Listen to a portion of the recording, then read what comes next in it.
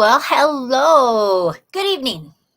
This is Sandi at Suburban Homesteader, Wyoming, Arizona, and it is a beautiful day in Wyoming. I hope you guys had a fabulous Mother's Day. If you're not a mom, maybe you called your mom or you have people that are moms in your life. And let's see who is in here already. Xander is in here. Jake, how are ya? And BP is in here. Let me find her. Hello, everyone. Jake, I hope Anne had a fabulous Mother's Day, and those girls were just spectacular for her, making her cards, all kinds of stuff. Christina's here. Hello. Christine is in California. She's saying happy Mother's Day. Thank you very much. And Ann Dale is here. Ann. How are you? Todd Rainey, how are you? Joe is out. I don't know. He's out over there. He's not in my office. He has been busy. Our front deck has this corrugated roof and it has these great big wood beams. And with the weather, after a while, the paint wants to peel off. So he's been scraping and painting. And he says he's going to replace 3 of the great big, I think they must be 2x10s. But he's going to replace 3 of them because the front part where it gets really exposed, he says he's just not happy with. So that is his project for this week. But I do hope that everybody had a fabulous Mother's Day. All you guys that are moms out there, or maybe you just called your mom. I mean, my son Stephen called. He was just so funny. He was just going on, and it was just so much fun. And I talked to the other kids too, and it's just always nice to have your kids call you on Mother's Day. So I hope that happened to you guys. Now, what have I been doing? I tell you, Saturday I drove to Rapid City. Why? Because one of my granddaughters had her little ballet recital. Now she is little, but they're just so cute. They get these little poofy dresses, they have makeup, they have their hair pulled back, and she's on the stage for 3 minutes. And I did have a good day.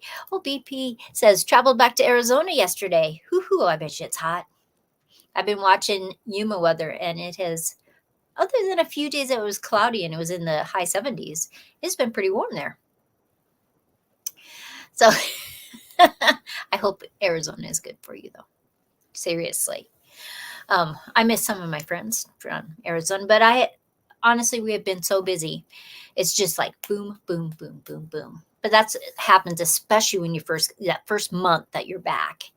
It's just so much to do because it's gardening season. And so I've been working on that. Now, 90 degrees in Tucson. Whoop. Oh, Christine says it's 97. Oh my gosh. That's a little warm. The dance recitals are a big deal, because when they're little like that, it's just so exciting for them. They get roses, they get this beautiful little outfit. Actually, she had 2 different dresses because she was in the afternoon show and then she was at the 7:00 show, but I was only there for the afternoon show. Because it's a 2-hour drive, and otherwise I probably wouldn't have got back until, I don't know, 10:30 or so. So I just went to the first one, and my mom went with me. And so there was Nisa, and then my daughter Grace, then me, and then mom, 4 generations. It's so much fun. So, Christine says it's just warmed up. 97 is pretty warm now. It's true. But we'll see what the summer brings. Maybe it'll be one of those hot summers. Maybe it's just going to be hot for a little while.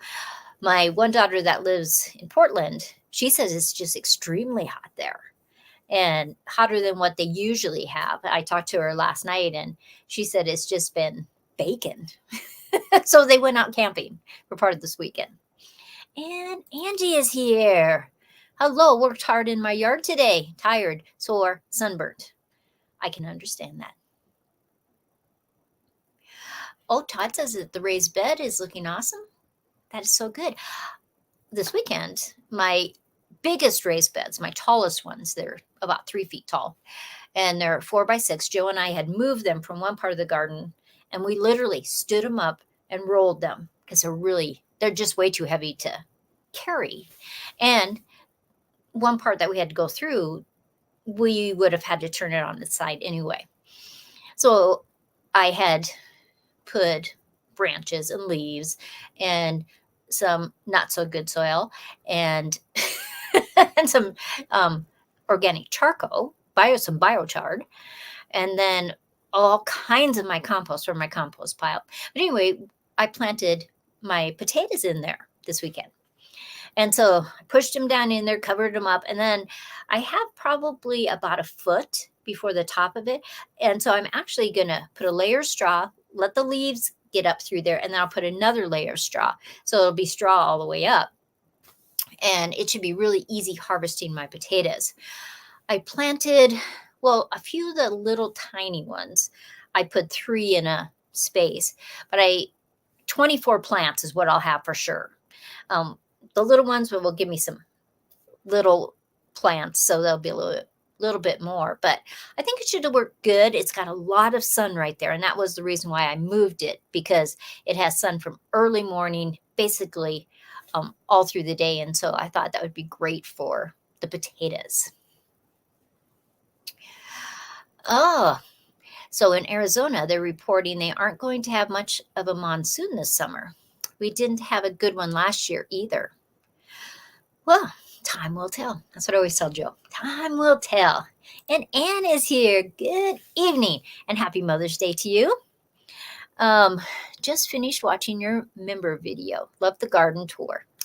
Yeah, it's busy, busy, busy. In fact, let me show you a little bit. I moved a bunch of plants out, and I showed my members this today, out into the greenhouse because I want to harden them off, because I want them to, be ready to just plant outside. And so I thought that was probably the easiest place. Now, my plastic in the wintertime, it was about 5 years old. It started to rip. And so I just cut around it. And so it just has the shade cloth over top of it. But instead of redoing the plastic, I'm going to actually put bamboo fencing over top of it. I've done this before on a greenhouse, and it works so well in the summertime. And we're not here in the wintertime, so I don't really need to use the plastic, is my thinking. And so let me show you a little bit, if I can get that to pop up.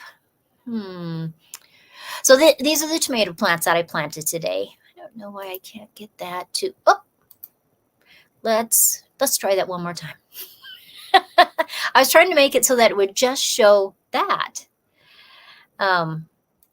So let's try it one more time. So anyway, these are the 4 largest tomatoes.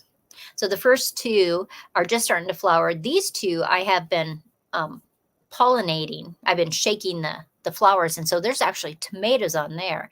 And they don't look too bad for spending the night in the greenhouse. And then I moved all kinds of other tomatoes, artichokes. That's my shade cloth that is just covering it right now. But I'm going to take that down, and I ordered some bamboo fencing, and it'll be in, actually, I think it'll be in on Friday. And I'll do a video on when I'm doing that. But I want those tomatoes and everything to be ready. Now, this is my corn I've been growing.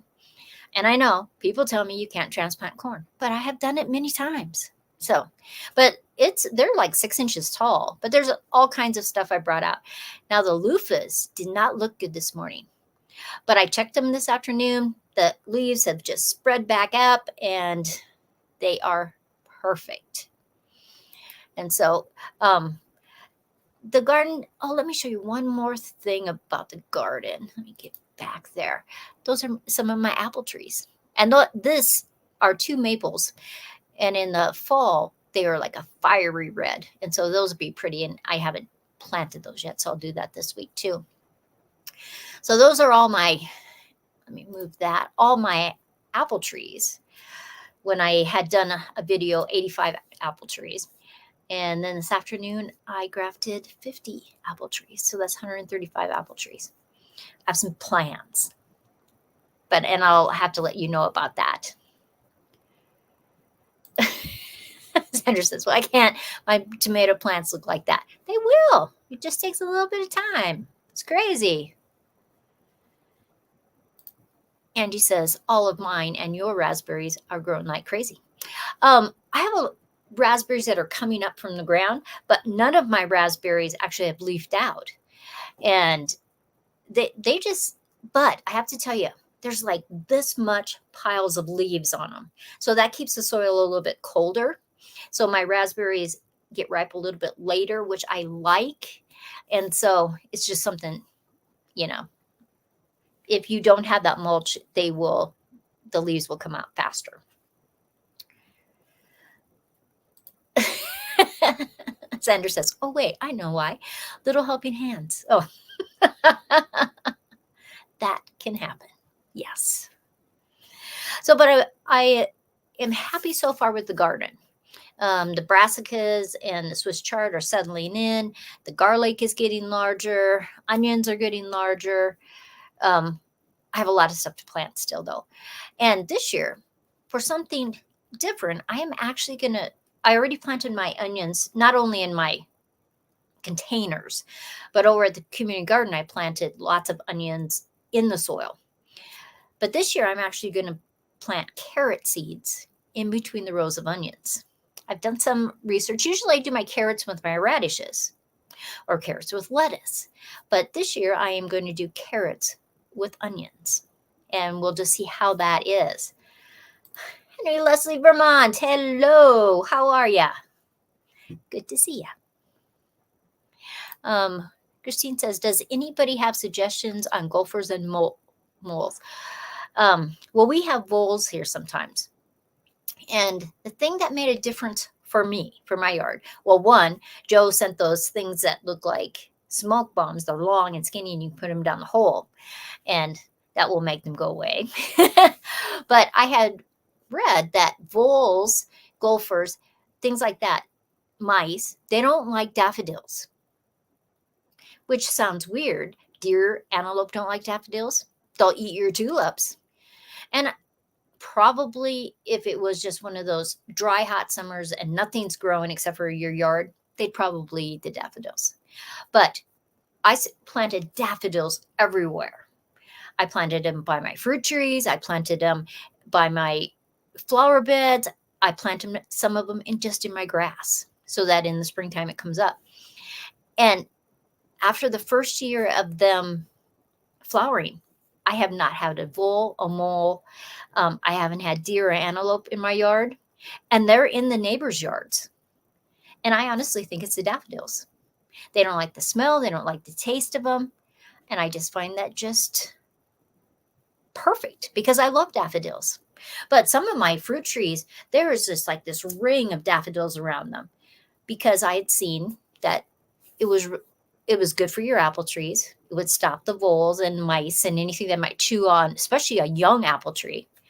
And for me, it has worked. And so that's what I do. Now, I had a question from one of my viewers and wanted to know how I knew all the different apple trees that I have. Because if you've watched me for very long, you know that I have apple trees. I have a lot of apple trees, right? Now, one of the things that should be happening, I don't know if theoretically it is, but it is supposed to be live streaming on Facebook too. It says up on top, Anne, because Anne was helping me. It says that it is. So we'll see. I hope it does. And, oh, gophers for me, I use gopher hawk. I have them in my lawn. I don't know what a gopher hawk is, but maybe it's a hawk that the gophers see, and so they don't do that. But anyway, that's right, Ann. I do have a lot of apple trees. But how do I know what apple is where? at any given time. Well, I just thought, I'll just show you guys what I do. Okay, when I first graft them, I just use masking tape. And I will just write the name of the apple. I usually put the tape over top of where the graft is because it's got the polyfilm and then it's got my little rubber stretchy bands. And then I'll put the tape. Now, if the graft works, which usually it does, probably 95% of the time it works, then I use these. And you just write with a marker that doesn't, it's made for outside. And so I probably have some. Okay, this is what I use. Garden marker. And I just write what kind of apple tree it is. It goes around the trunk or a branch, but usually around the trunk because they're little. Then, if they can survive a winter or two, then I go to these. Because these are more expensive, and I don't want to put a tag on and then the tree dies. Most of the time, it's not usually the tree that dies. It'll be like the graft. We just can't do our winters, because I keep trying to do our winters. Anne says, what is the name of your Facebook page? Suburban Homesteader. I think it actually is Suburban Homesteader WY. And so Anne must be going to check for me. Anyway, so it has a wire, so you can hook it onto the trunk or the branch.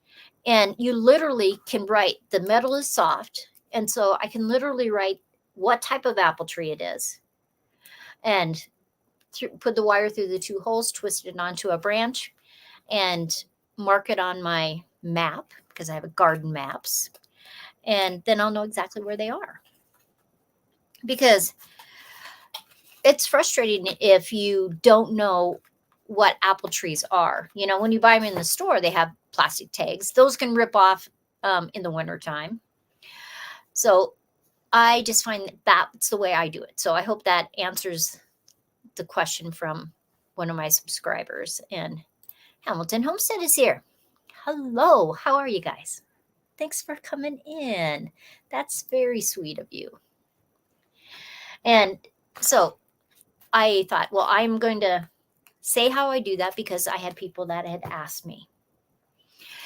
Everybody has their own way of doing things. These have just been fabulous, though. And you can go anytime in your yard. Maybe you're giving somebody a tour around. They want to know what kind of apple that is. Now, for most people, they would just know, because they have 2 or 3 apples. I have over 200 apples, so I can't memorize all of those. I mean, there are some that are my favorites, and I can tell you right off what those are. But especially some of the little ones. Christine says, thin tin would look cool stamped with a metal stamp set. That is true. And actually, I could use a metal stamp thing on these. And I do have metal stamps that have the alphabet. So I could do that. That's a fun idea. I may have to do that. I gave my bees some more sugar water today. And I put them in the hive on Thursday. And so they have 2 different sugar waters, right? One that slides into the hive, and they don't even have to go out of the hive to get their stuff. The other one is just sitting in like about a foot and a half away. It's on a bucket. And so it was empty this morning. So I dumped out the rocks because I don't want them to drown in there. And I go bring them in the house. Actually, I'm in the house when I bring them. And I open it up, and oh my gosh, there's like 6 bees in there. So they had climbed through where the water comes out, and they were in there. They were just sticky as can be. So I took them out onto the deck, and I put them in a flower pot, and they're licking each other because they have so much sugar water on them. It's a wonder they didn't drown. In fact, I'm shocked that they didn't drown. And so after a while, they must have spent the night in there because they were moving really slow. And I thought they must have got cold. But they seemed to be fine. Later on, they flew away and probably went back to the hive. And Oh no, look at this. Darn, just got my first mosquito bite.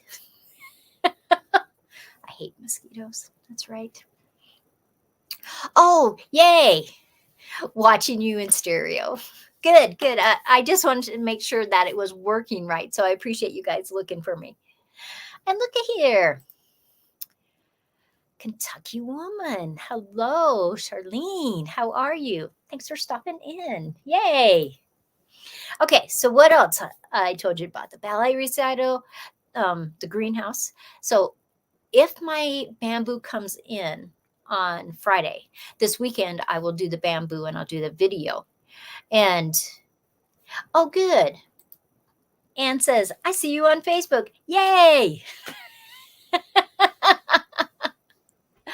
Yeah. See, I didn't know that I could do both of them. And then Anne tells me, oh, yeah, you can do both of them. And so, yay. Just one more thing, technology, I tell you. And if you don't know, I am the newest host on Around the Hay Bale. It usually comes out on Mondays. It's a podcast.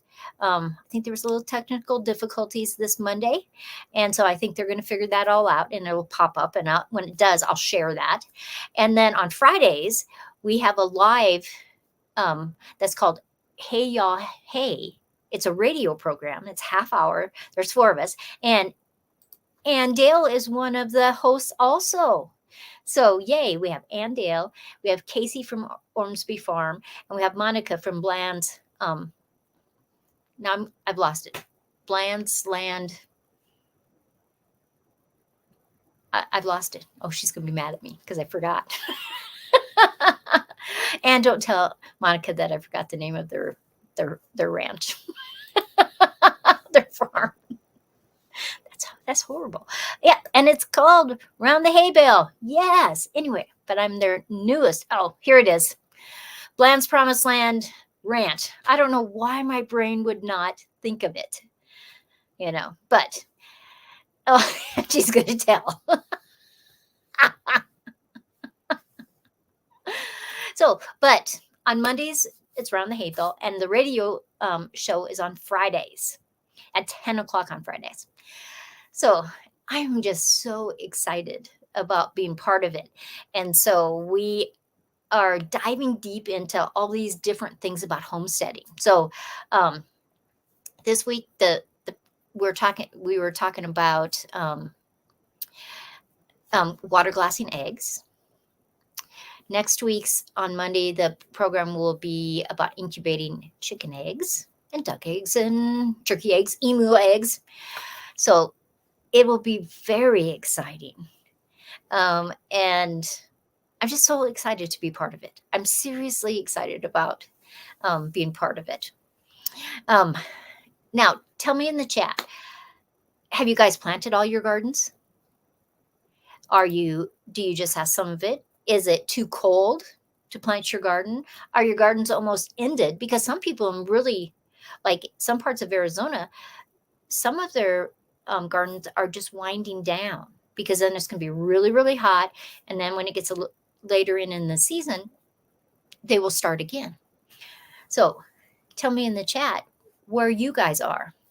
Now, one of the things that I like to do is, even though I planted those 4 bigger tomato plants, I have those smaller ones, which will catch up by, end of June, first part of July. You will never know that I planted the other ones first. But it's always good because I have some little tiny tomatoes too right now, because you never know if you're going to have hailstorms, you're going to have horrible weather, or you just want to plant them later so that you have even longer gardening time. And so it's interesting. Christine says 1/3 in zone 9B, need more energy. I can understand that some days. You can't always do all the stuff that you used to do. But then some days you do just as much. It's crazy. He says, I'm just living vicariously through you. My cacti are starting to bloom. Now, if you haven't been to Arizona, or New Mexico, one of the states like that. If you have not seen the cacti in bloom, it is just the most spectacular thing ever. I mean, and a lot of the blooms only last a day. Not all of them, but there's a lot of them that only last a day. And it is just amazing. And so every place has those special things. It's lovely when you come back to Wyoming and it all of a sudden starts to turn warm. Like the leaves are all coming out. The fruit trees are starting to flower. In fact, I have a flowering cherry that's right next to the greenhouse. When I bought it, I actually thought I was going to get cherries with it, but it was not one that would give me cherries. But anyway, it makes all these flowers, which surprises me that it doesn't give me cherries because it has pollen. So that is a little weird to me. But maybe it would if I had something that flowered at the same time. Maybe it just needs a pollinator. But the bees have gone crazy with it. And it's only like 15 feet from their hive. And it literally buzzes when you're in there. So for the last few days, every time I go in and out of the greenhouse, it's buzzing. Henry Leslie Vermont says, too cold here at night yet. 5A zone. I am 4B, and I did leave my stuff overnight last night, but I knew it wasn't going to get cold. If it looks like it's going to get cold, I'll either move everything into the garage or I'll just cover everything with garden cloth. I could always run my chicken brooder lights in there too to keep it warm. So there's options for me to do. But right now the weather looks like it's going to be pretty good for a while. Charlene says, no garden this year. We just moved from Florida to Kentucky, still trying to find things in storage boxes. Oh, I can understand that. But that's exciting, moving to Kentucky. I bet you it's beautiful there. Seriously. Sandra says, he wants to know if you started your compost pile. Because even if you're not gardening, you could start the compost pile. And so then next year you could use that compost. That's a good idea. I do have some other cherries, like my Nanking cherries that have been blooming. I have 2 cherry trees, regular cherry trees that are like a Bing cherry, an eating cherry. And they're not flowering yet. So it could be that I just haven't had something that bloomed at the same time, because that's how apples work. You could have 2 apple trees in your yard, but if they bloomed at 2 different times, you may never have apples. Other than almost all apples are somewhat self-pollinating. I say that with a grain of salt. If it's a diploid apple, you would probably get some apples. But if you had one that would another tree that would pollinate it, you would get a lot more. If it was a triploid apple, and that's all about chromosomes, you would never get apples if those were the only 2 trees and none of your neighbors had apple trees, because their pollen it's basically crap. It needs something else. It needs another pollen to come and fertilize it. So it's kind of weird.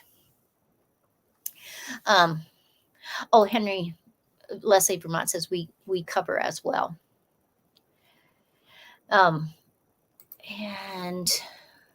Born and raised in Kentucky, lived in Florida 16 years. It was time to come home. That's lovely, though. I love the idea. I'd like to go back to Rapid City lots of days because I have grandkids there. But I mean, Rapid City is just like growing like crazy. The prices are out of control, and the military base is about to have more people that are coming. And now I guess Amazon and FedEx are considering Rapid City as a hub, and each of those would employ 5,000 people. So that would be just huge amounts of people. And then everybody that has to come along, because you have to have more restaurants, you have to have more stores, you have to have more gas stations, you have to have all this stuff, this infrastructure. So it's interesting. Now, Let me show you. So this has been my cup, my Suburban Homesteader Wyoming cup. It has my little logo over on this side. And this has just been the cups that I sold on my YouTube channel, and some tea in there. But I have new cups. You can't buy these yet. But I thought I'd show them because they came just the other day. Actually, I've had them for like a week. There it is. Suburban Homesteader, Wyoming, Arizona. The Vineyard Chicks designed this for me. So it's got part of the state of Wyoming and part of the state of Arizona.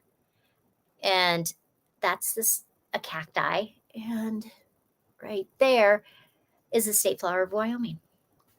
I love it. So I'm going to give one of these away. I'm at 31 minutes, so I'm past my time. But let's see who I can give this to. If I don't have your physical address, make sure you send me a email, and I'm going to put my email up. And then I am going to ask Nightbot, my trusty Nightbot, to pick a winner. And I will mail that out to you today. Not today, tomorrow. So here we go. Let's see who Nightbot picks for a winner. The winner is Andale. And it says Andale does not subscribe to you. Andale is one of my members. Nightbot doesn't even know what he's talking about. But Andale, I'm mailing this to you. Congratulations. Yay, yay, yay.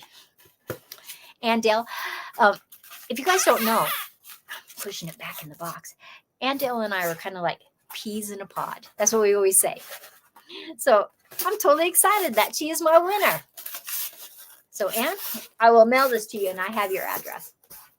So, yay. Okay, 32 minutes. I have to go fix Joe's supper because that's what I do. I'm a good wife. I fix him supper all the time. Ann says, I can't tell you how much I love that. So, everybody, thanks for coming in. All you guys on Facebook, thanks for watching too. And next week, live stream again. And have a little something for next week. So you will just have to tune in. Yay.